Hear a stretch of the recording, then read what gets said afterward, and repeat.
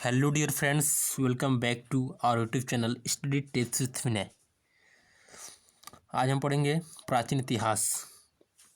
प्राचीन इतिहास में पहले हम पढ़ेंगे इतिहास का पल विभाजन पढ़ेंगे। देख सकते हैं यहाँ पे इतिहासकारों ने इतिहास के अध्ययन को सुविधाजनक यानी सरल बनाने के लिए प्राचीन इतिहास को 3 भागों में बांटा था। कौन कौन सा था? प्रागैतिहासिक, आद्य ऐतिहासिक और ऐतिहासिक काल।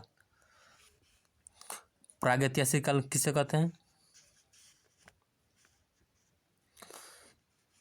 इस काल की संज्ञा इतिहास के उस कालखंड को दी जाती है जिसमें जानकारी के लिए लिखित साधनों का पूर्णतः अभाव तथा साथ ही तत्कालीन मानव सभ्यता से कोसों दूर था। मतलब लिखित साधनों का अभाव था। लिखित साधनों का अभाव था किसमें? प्रागैतिहासिक काल में। और इस काल में देख सकते हैं, इस काल के इतिहास के बारे में जानकारी स्रोत पत्थर के उपकरण, खिलौने एवं मिट्टी के बर्तन है। इसमें कौन सा आता है?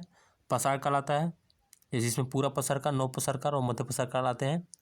और आद्य ऐतिहासिक काल में कौन से काल आते हैं? सिंधु घाटी सभ्यता। इस काल की संज्ञा इतिहास के उस कालखंड को दी जाती है जहाँ जानकारी के स्रोत के रूप में लिखित साक्ष्य हैं, लेकिन लिपि को पढ़ा नहीं गया है। उस लिपि को नहीं पढ़ा गया है, वो किस में आएगा? आद्य ऐतिहासिक काल में। लिखित साक्ष्य है लेकिन पढ़ा नहीं गया है, किस में आएगा? आद्य ऐतिहासिक काल में आएगा। इसमें आता है सिंधु काल की सभ्यता एवं वैदिक काल का अध्ययन। ठीक है। और अगला है ऐतिहासिक काल। ऐतिहासिक काल में लिखित स्रोत भी है और इसको पठनी भी है, मतलब इसको पढ़ा भी जा सकता है। इसको किस में आएगा? ऐतिहासिक काल में। इतिहास के कुछ बेसिक टर्म यहाँ पे देख सकते हैं। यहाँ पे आप देख सकते हैं, ईसा पूर्व बीसी में, ईसा पूर्व बीसी कहते हैं और ईसवी एडी। जिसको नहीं समझ आता है, कौन सा मतलब कंफ्यूज रहता है, यहाँ पढ़ सकते हैं अपने।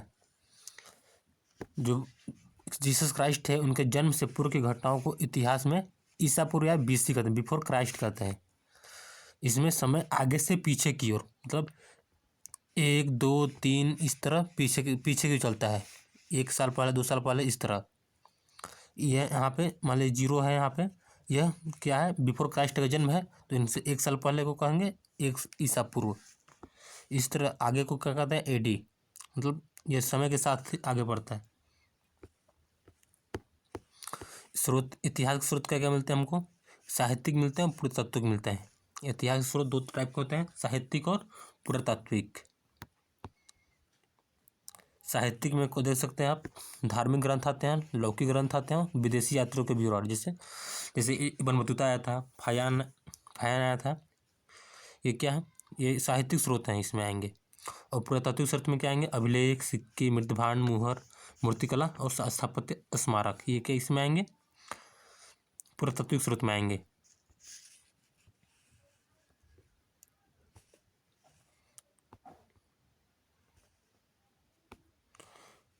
पुरातात्विक स्रोत में अभिलेख देख सकते हैं आप।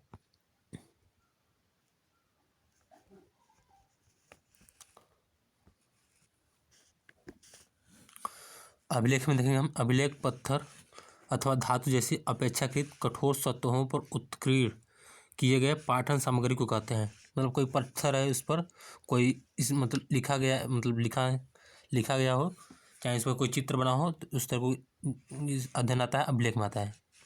शासक इसके द्वारा अपने आदेशों को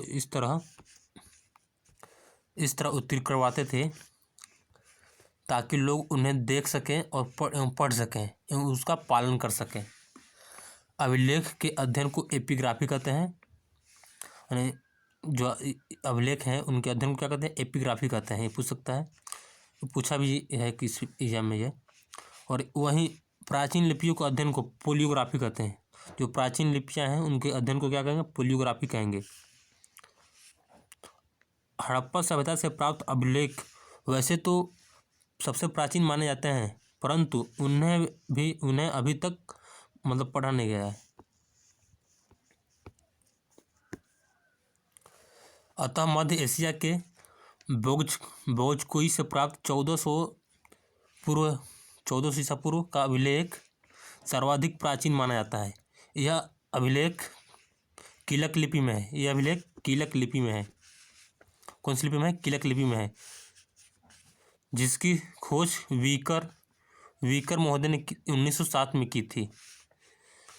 कीलक अभिलेख है, खोज किसने की थी? वीकर महोदय ने। कब? 1907 में। दक्षिण भारत में मंदिर की दीवारों पर चोलकालीन अभिलेख मिलते हैं। भारत की प्राचीनतम अभिलेख अशोक के हैं। भारत के प्राचीनतम अभिलेख किसके हैं? अशोक के हैं।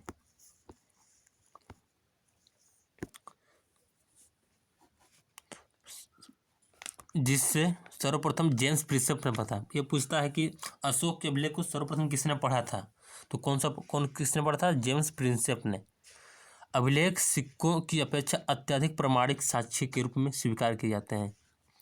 जो अभिलेख हैं सिक्कों के अपेक्षा में सिक्कों से ज़्यादा प्रमाणित साक्ष्य माने जाते हैं। कौन से? अभिलेख। क्योंकि यह राजाओं की घोषणा होते हैं। सिक्के के बारे में जानते हैं। सिक्के ये भी क्या है? साक्ष्य है। सिक्का अर्थात मुद्रा भी भारतीय इतिहास को जानने का एक मुख्य स्रोत है। इससे न सिर्फ तत्कालीन शासकों की आर्थिक स्थिति के बारे में जानकारी मिलती है, बल्कि इसके साथ धातु एवं राजनीतिक स्थिति की जानकारी भी मिलती है। भारतीय मुद्रा शास्त्र के जनक किसे कहा जाता है? प्रिंसेप को कहा जाता है। भारतीय मुद्रा शास्त्र के जनक किसे कहता है? प्रिंसेप को। सिक्कों का अध्ययन क्या कहता है? न्यूमेस्मेटिक्स कहते हैं। किसको? सिक्कों का अध्ययन को। और अभिलेखों का अध्ययन को क्या कहते हैं? एपिग्राफी। और पोलियोग्राफी क्या था? लिपि, जो प्राचीन लिपि थी उसका अध्ययन। भारतीय मुद्रा परिषद इलाहाबाद में 1910 में स्थापित किया गया था। भारतीय मुद्रा परिषद है 1910 में इलाहाबाद में स्थापित किया गया था। भारतीय उपमहाद्वीप के आरंभिक सिक्के आहत सिक्के हैं। प्रारंभिक सिक्के थे, उन्हें आहत सिक्के कहा जाता है। प्राचीन सिक्के को क्या कहते हैं? आहत सिक्के। अब धार्मिक ग्रंथ देख सकते हैं साहित्यिक स्रोत में। रुकिए पहले यहाँ शॉर्ट सिक्के। सर्वप्रथम सिक्कों पर लेख लिखवाने का कार्य हिंद यवन शासकों ने किया था। इंडो ग्रीक जो राजा थे उन्होंने किया था। शॉर्ट सिक्का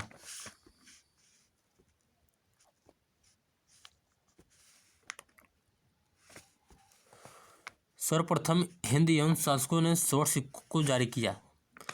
सर्वप्रथम हिंद यवन शासक कौन था? मिनांडर था, जिसने शॉर्ट सिक्का जारी किया था। ये पूछता है कि वो कौन सा शासक था जिसने सबसे पहले शॉर्ट सिक्के जारी किया था? कौन था? मिनांडर। कुषाण के ये समय सबसे ज़्यादा मतलब ये सिक्के को मतलब जारी किया गया था कुषाण के समय।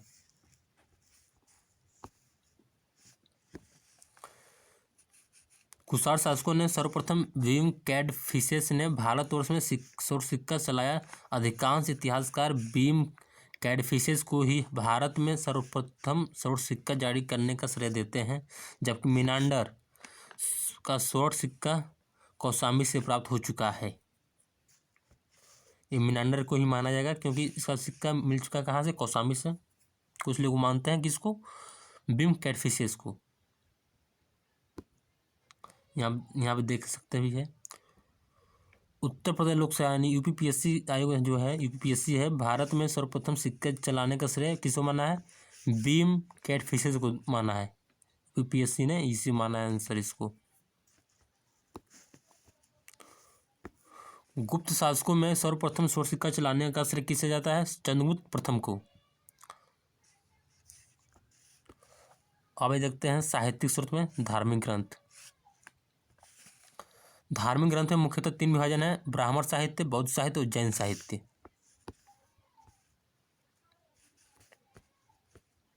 आइए देखते हैं हम ब्राह्मण साहित्य को।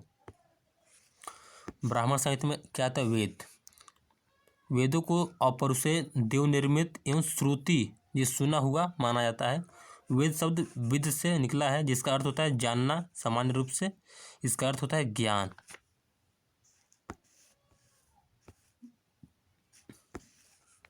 वेदों के संकलनकर्ता कृष्ण देवरायन वेद व्यास थे। वेद 4 हैं, ऋग्वेद, सामवेद, यजुर्वेद, अथर्ववेद। इन चारों वेदों को क्या कहा जाता है? संहिता कहा जाता है। एक क्वेश्चन पूछा जा चुका है इस तरह के, देख सकते हैं आप। वेद संस्कृत भाषा पद में लिखे गए हैं। अपवाद स्वरूप यजुर्वेद जो है गद्य और पद दोनों में है। ये पूछता है कि कौन सा वेद है जो गद्य एवं पद दोनों में है, इसका आंसर क्या होगा? यजुर्वेद। ब्राह्मण, ये भी क्या है? साहित्यिक ग्रंथ है। जिस तरह वेद है धार्मिक ग्रंथ, उसी तरह ये क्या है? धार्मिक ग्रंथ है। ब्राह्मण जो योग्य की व्याख्या करे वही ब्राह्मण है। ब्राह्मण ग्रंथों को वेदों का परिशिष्ट माना जाता है। इसमें वेदों की व्याख्या गद्य में की गई है। इसमें वेदों की व्याख्या क्या है? गद्य में, जबकि वेद में क्या है? पद्य में है। लेकिन एक ही वेद है जिसमें गद्य पद्य दोनों में कौन सा था? यजुर्वेद। ये ब्राह्मण ग्रंथ है, ये किस में है? गद्य में है। ब्राह्मण ग्रंथ में राजा परीक्षित के बाद एवं बिंबिसार से पहले की घटनाओं की जानकारी मिलती है। किसमें? ब्राह्मण ग्रंथ है, इसमें किसकी जानकारी मिलती है? परीक्षित राजा के बाद और बिंबिसार से पहले की घटनाओं के बारे में जानकारी मिलती है।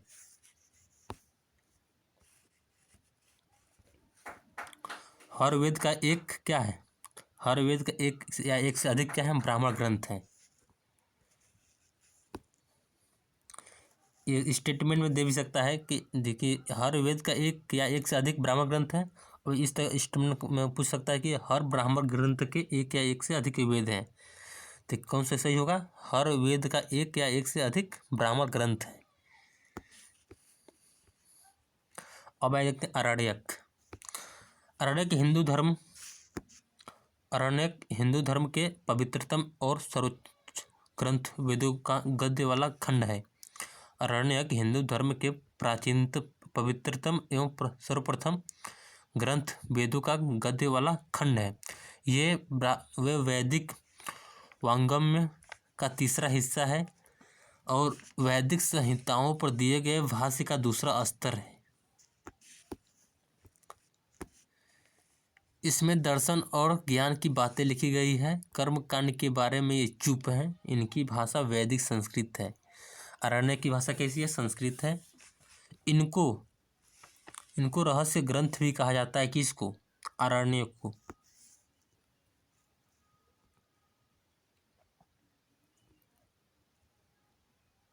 अब आइए देखते हैं उपनिषद।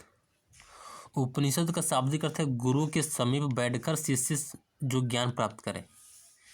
ये क्या इम्पोर्टेंट है, इसको पसंद है। उपनिषद का अर्थ है गुरु के समीप बैठकर ज्ञान प्राप्त करना। यही वैदिक साहित्य का अंतिम भाग है उपनिषद। वैदिक साहित्य का जो अंतिम भाग है उपनिषद है, इसलिए उपनिषद को वेदांत भी कहते हैं। उपनिषदों का प्रमुख विषय क्या है? आत्मविद्या है। क्या है? आत्मविद्या है। उपनिषदों का प्रमुख विषय क्या है? आत्मविद्या है। उपनिषदों की रचना गंगा नदी घाटी में हुई।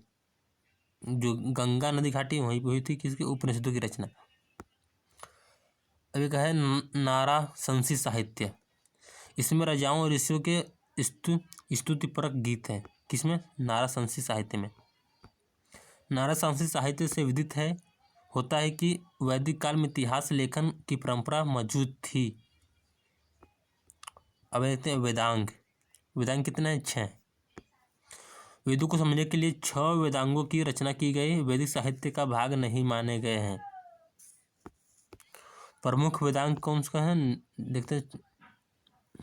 ये क्या 6 वेदांग प्रमुख वेदांग देख सकते हैं आप। व्याकरण, ज्योतिष, निरुक्त, शिक्षा, कल्प और छंद। और मैं देखते हैं रामायण एक क्या है? एक धार्मिक ग्रंथ है। इससे भी इतिहास के बारे में जानकारी मिलती है। रामायण वाल्मीकि द्वारा लिखा गया है, आदि काव्य है। इसमें 7 खंड है या अध्याय हैं। ये मूल रूप से इसमें 6000 श्लोक थे जो बढ़कर 24,000 हुए। इसलिए इस ग्रंथ का नाम चतुर्विंशति सहस्त्री संहिता पड़ा।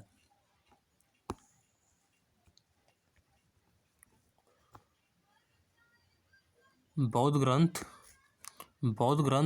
जातक दशरथ जातक में इसकी कथा का प्रारंभिक उल्लेख मिलता है। जैन ग्रंथ पांचजन्यम रामायण का जैन संस्करण है।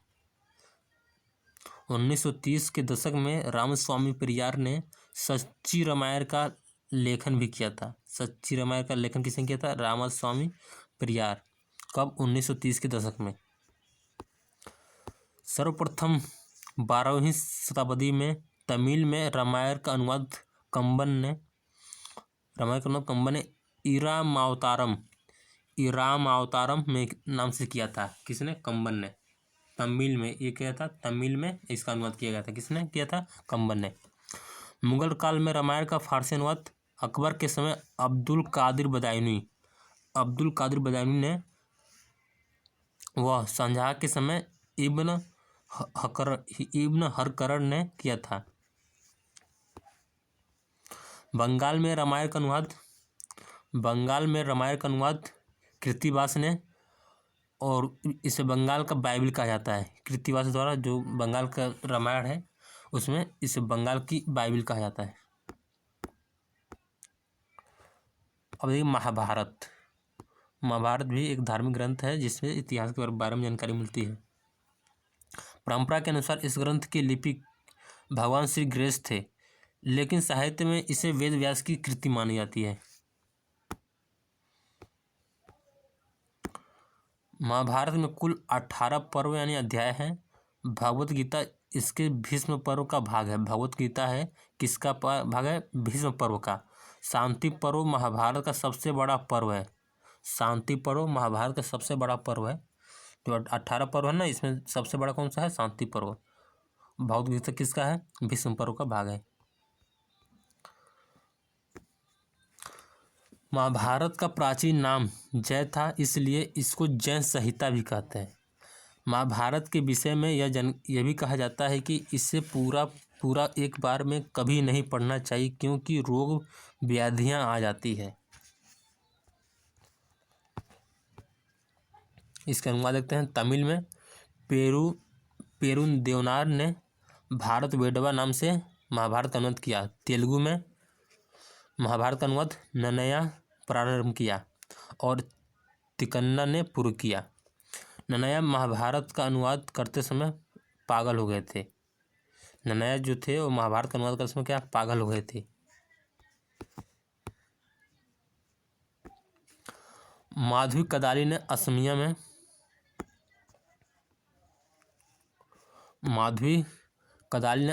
महाभारत का अनुवाद किया, और मालधर बसु ने भगवत गीता का बांग्ला में अनुवाद श्री कृष्ण विजय नाम से किया, और महाभारत का फारसी अनुवाद अकबर के समय रजनामा नाम से अब्दुल कादिर बदायूनी ने किया था। और अब्दुल कादिर बदायूनी ने ही किसका? रामायण का भी अनुवाद किया था अकबर के काल में। अब ये देखते हैं पुराण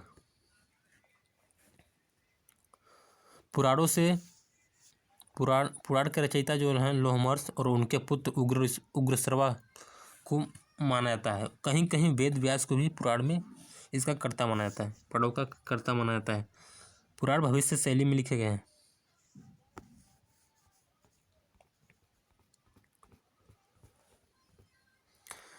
इसमें शिशुनाग वंश से लेकर, जो पुराण हैं उसमें शिशुनाग वंश से लेकर गुप्त वंश तक के इतिहास की जानकारी मिलती है।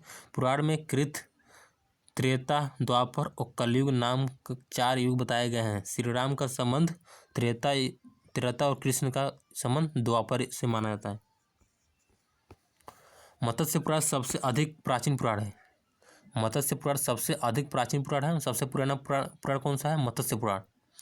महात्मा ज्योतिबा फुले ने 1876 में धर्म तृतीयरत्न पुराणों का भंडाफोड़ नामक पुस्तक लिखी, जबकि रामस्वामी नायकर ने पुराणों को परियों की कथा कहा।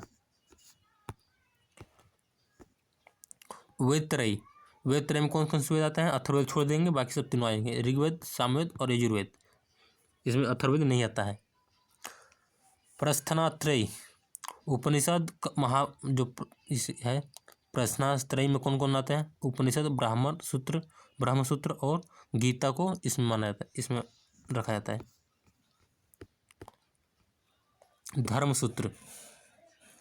धर्मसूत्र में वर्णाश्रम धर्म, व्यक्तिगत आचरण, राजा एवं प्रजा आदि के कर्तव्यों का विधान है किसमें? धर्मसूत्र में, वर्णाश्रम में। इनकी रचना 600 ईसा पूर्व से 300 ईसा पूर्व के मध्य हुई। प्रमुख धर्मसूत्र है आपस्तंभ धर्मसूत्र, जिसमें दक्षिण भारत में रचित है। दक्षिण भारत में रचित गौतम धर्मसूत्र, वशिष्ठ धर्मसूत्र और विष्णु धर्मसूत्र क्या है? प्रमुख क्या धर्मसूत्र हैं, जिसमें आपस्तंभ धर्मसूत्र है और दक्षिण भारत में रचित है।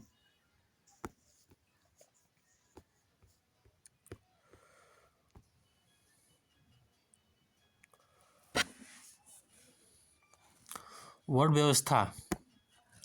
व्यवस्था वर्णशंकर और मिश्रा जाति का स्पष्ट वर्ण सूत्र साहित्य में ही मिलता है। विष्णु धर्मसूत्र में सर्वप्रथम अस्पृश्य शब्द का प्रयोग हुआ है। अस्पृश्य शब्द का प्रयोग कहाँ पर हुआ है? विष्णु धर्मसूत्र में। आपस्तंभ में 10 वर्ष के ब्राह्मण को 100 वर्ष के क्षत्रिय से बड़ा बताया गया है। आपस्तंभ है जिसमें 10 वर्ष के ब्राह्मण को यह उसे 100 वर्ष के क्षत्रिय से बड़ा बताया गया है। बौद्ध साहित्य। प्राचीन भारत के इतिहास को जानने का एक प्रमुख धर्म स्रोत बौद्ध ग्रंथ भी है। प्रारंभिक बौद्ध ग्रंथ मध्य गंगा नदी घाटी तथा अर्थात बिहार एवं पूर्वी उत्तर प्रदेश में लिखे गए।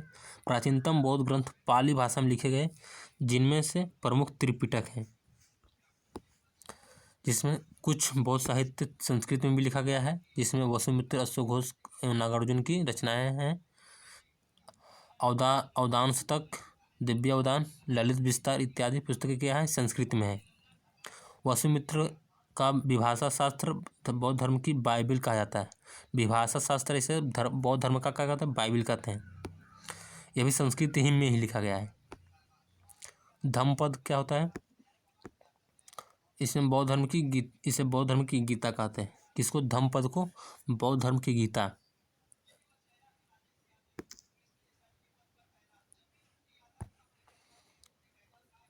बौद्ध धर्म की गीता कहते हैं। किसे? धम्मपद को। अब देखते हैं जैन साहित्य। जैन साहित्य को आगम कहा जाता है, जो द्वितीय जैन संगति में आगम लिपिबद्ध हुआ। जैनियों की प्राचीनतम रचना अर्धमागधी में है। जैनियों की जो जैन ग्रंथ है उनकी प्राचीनतम जो रचना है अर्धमागधी में है। भगवती सूत्र, भद्रबाहु चरित्र और परिशिष्ट पर्वन, कल्पसूत्र, कुवलयमाला इत्यादि प्रमुख जैन ग्रंथ हैं। इनसे इतिहास के बारे में जानकारी मिलती है। जिस तरह नहीं थे धार्मिक ग्रंथ में रामायण, महाभारत, वेद, इस तरह ये भी क्या है? ब्रह्मसूत्र, भद्रबाहु चरित्र, ये क्या है? जैन ग्रंथ है। इनसे इतिहास के बारे में जानकारी मिलती है। इस तरह बौद्ध ग्रंथ भी देखे थे हम पीछे। अब अन्य साहित्य देखते हैं। व्याकरण ग्रंथ है, जिसमें व्याकरण ग्रंथ में अष्टाध्यायी किसकी रचना है? पाणिनि की। महाभाष्य किसकी है? पतंजलि की। वर्तिका है कात्यायन की। पाणिनि, कात्यायन एवं पतंजलि को मुनित्रय कहा जाता है। मुनित्रय, जिसे वेदत्रय था, किसी अथर्ववेद नहीं आता, बाकी तीनों आते हैं। पाणिनि, कात्यायन और पतंजलि को मिला देंगे तो क्या बनेगा? मुनित्रय।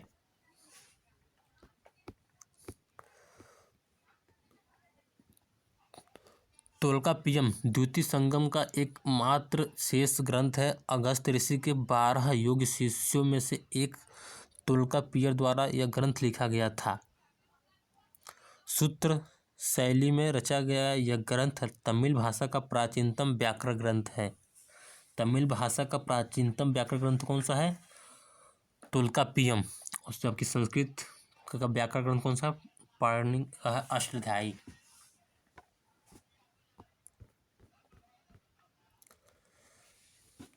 चिकित्सा संबंधी पुस्तकें देख सकते हैं। रत्नाकर किसका है? नागार्जुन का है। चरक संहिता, चरक। अष्टांग हृदय वाग्भट का है। और आयुर्वेद दीपिका है चक्रपाणि दत्त का। सलिहोत्र परमार राजा भोज की है। यहाँ कुछ राजनीतिक पुस्तकें दे सकते हैं। ये सब इतिहास का हम अभी स्रोत पढ़ रहे हैं, ठीक है। इसके आगे पढ़ेंगे हम जो प्रसार काल है उसको पढ़ेंगे। अर्थशास्त्र कौटिल्य की एक पुस्तक है जो 1905 में प्रोफेसर समाजशास्त्री में मैसूर संग्रहालय से प्राप्त कर 1909 में इसका अनुवाद कर प्रकाशित करवाया था। पंचतंत्र है विष्णु शर्मा की। यहाँ कृत्य कल्पत्रु है लक्ष्मीधर की। ये गोविंद चंद गढ़वाल का मंत्री कौन थे? लक्ष्मीधर। युक्ति कल्पत्रु ये भोज की है। शुक्र नीति शुक्राचार्य की है। ये कुछ विदेशी यात्रियों के बिगड़ दे सकते हैं। यूनानी चीनी मुस्लिम यात्री सिकंदर से पहले क्यों नहीं इतिहास करते इस, ठीक है। चलते अब आगे बढ़ते हैं। ये भारत के विभिन्न नाम और इतिहास उनके स्रोत मन किस में क्या कहा गया है उसके बारे में नाम से समझते हैं। भारत के कौन कौन से नाम थे? ये जम्बूद्वीप, इंडिया, ये सब, ठीक है। अब चलिए अब आते हैं प्रागैतिहासिक इतिहास पर।